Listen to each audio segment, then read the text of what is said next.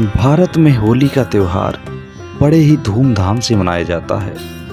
लेकिन क्या आप जानते हैं कि कब और कैसे हुई थी रंगों के पर्व होली की शुरुआत? तो आइए इससे जुड़ी कथा को सुनते हैं। रंगों का यह पर्व हर साल फाल्गुन मास में बड़े ही धूमधाम से मनाया जाता है। होली का त्यौहार होलिका दहन के साथ ही शुरू होता है। फिर इसके अगले दिन रंग गुलाल के साथ होली खेली जाती है। होली हिंदू धर्म के प्रमुख त्योहारों में से एक है। इस साल होली 25 मार्च को है। रंगों का यह पर्व हर साल फाल्गुन मास में बड़े ही धूमधाम से मनाया जाता है। होली का त्यौहार होलिका दहन के साथ ही शुरू होता है। फिर इसके अगले दिन रंग गुलाल के साथ होली खेली जाती है। इस दिन हिंदू धर्म के लोग एकजुट होकर खुशियां मनाते हैं और एक दूसरे को प्यार के रंगों में सराबोर करके अपनी खुशी जाहिर करते हैं। ये तो सभी जानते हैं कि होलिका दहन की कथा भगवान विष्णु भक्त प्रहलाद और राक्षसी होलिका से जुड़ी है। लेकिन होली क्यों मनाई जाती है, इसके बारे में बहुत कम लोग ही जानते होंगे। ऐसे में चलिए आपको बताते हैं कि होली आखिर क्यों मनाई जाती है और कैसे हुई इसे मनाने की शुरुआत। होली को मनाने से जुड़ी है कामदेव और शिव जी की कथा।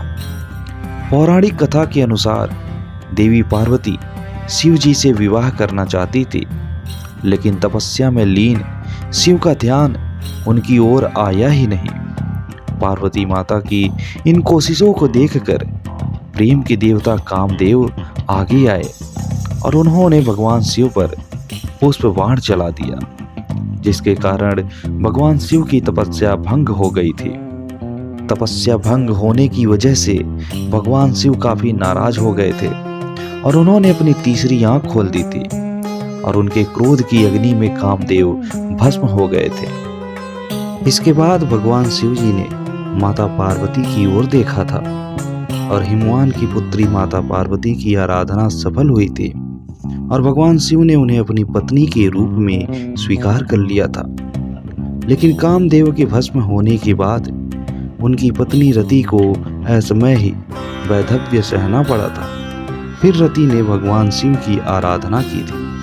वह जब अपने निवास पर लौटे थे तो कहते हैं कि रति ने उनसे अपनी सारी व्यथा कही थी। वहीं माता पार्वती के पिछले जन्म की बातें याद कर भगवान शिव ने जाना कि कामदेव निर्दोष हैं। पिछले जन्म में दक्ष प्रसंग में उन्हें अपमानित होना पड़ा था। उनके अपमान से विचलित होकर दक्ष पुत्री सती ने आत्मदाह कर लिया था।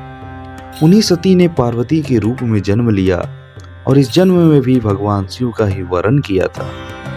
कामदेव ने तो उनकी सहायता ही की थी, लेकिन फिर भी भगवान शिव की दृष्टि में कामदेव दोषी ही थे, क्योंकि वह प्रेम को शरीर के तल तक सीमित रखते और उसे वासना में गिरने देते हैं।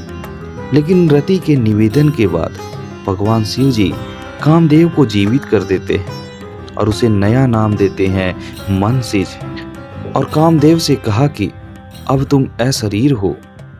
और जिस दिन उन्होंने कामदेव को जीवित किया था उस दिन फागुन की पूर्णिमा थी। आधी रात गए लोगों ने होली का दहन किया था। सुबह तक उसकी आग में वासना की मलिनता जलकर प्रेम के रूप में प्रकट हो चुकी थी। कामदेव अशरीरी भाव से नए सृजन के लिए प्रेरणा जगाते हुए विजय का उत्सव मनाने लगते हैं और यही दिन होली का होता है। वहीं कई जगहों पर आज भी रति के विलाप को लोग धुनों और संगीतों में उतारते हैं। और वहीं दूसरी सबसे प्रसिद्ध पौराणिक कथा के अनुसार शक्तिशाली राजा हिरण्यकश्यप, जो खुद को भगवान मानता था और चाहता था कि हर कोई भगवान की तरह उसकी पूजा करे, वहीं अपने पिता के आदेश का पालन न करते हुए हिरण्यकश्यप के पुत्र प्रहलाद ने उसकी पूजा करने से इनकार कर दिया और उसकी जगह भगवान विष्णु की पूजा करना शुरू कर दिया था। इस बात से नाराज हिरण्यकश्यप ने अपने पुत्र प्रहलाद को कई सजाएं दी, जिनसे वह प्रभावित तक नहीं हुआ। इसके बाद हिरण्यकश्यप और उसकी बहन होलिका ने मिलकर एक योजना बनाई कि वह प्रहलाद के साथ चिता पर बैठेगी। होलिका के पास एक ऐसा कपड़ा था जिसे ओढ़ने के बाद उसे आग में किसी भी तरह का नुकसान नहीं पहुंचता था। दूसरी तरफ प्रहलाद के पास खुद को बचाने के लिए कुछ भी न था। लेकिन जैसे ही आग जली वैसे ही कपड़ा होलिका के पास से उड़कर प्रहलाद के ऊपर चला गया। इसी तरह प्रहलाद की जान बची और उसकी जगह होलिका उस आग में जलकर राख हो गई। यही कारण है कि होली का त्योहार बुराई पर अच्छाई की जीत के प्रतीक के रूप में मनाया जाता है।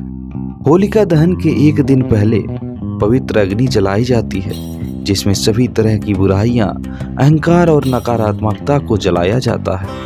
और अगले दिन हम अपने प्रियजनों को रंग लगाकर होली का त्योहार मनाते हैं और लोगों को रंग उत्सव की शुभकामनाएं देते हैं और साथ ही नाच गाने और स्वादिष्ट व्यंजनों के साथ इस पर्व का मजा लेते हैं। सड़कों पर गुलाबी, पीला, हरा और लाल रंग बिखरा दिखाई देता है और लोग अपने दोस्तों और अपने परिवारजनों को त्योहार की बधाई देते नजर आते हैं।